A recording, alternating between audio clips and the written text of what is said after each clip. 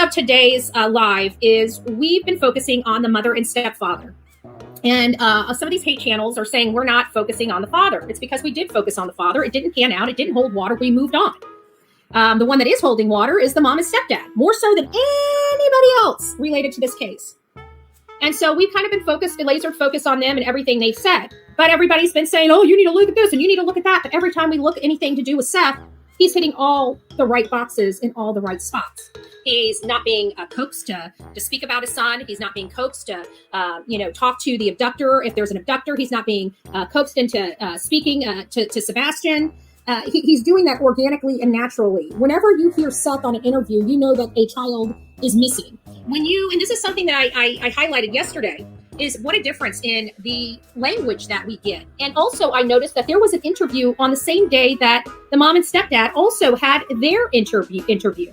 So I noticed that there were polar opposites of discussions and how they described Sebastian. One seemed very disgruntled about the description of Sebastian, while the other party was showing love and being proud of their child. Proud.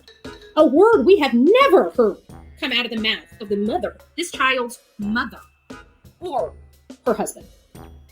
So that really wasn't the focus yesterday. It just became the focus because it was so overwhelmingly noticeable at the very beginning of the case. Who was out there hitting the pavement? Who was out there, making sure everybody knew a child was missing and who was not? And that is what a lot of our problems are.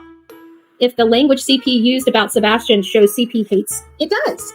The man can't stand the boy. That was one of the very first assessments I made when I started looking into this case. The very first assessment why we started focusing heavily on the mom and stepfather is because it was very, very clear that the stepfather hated.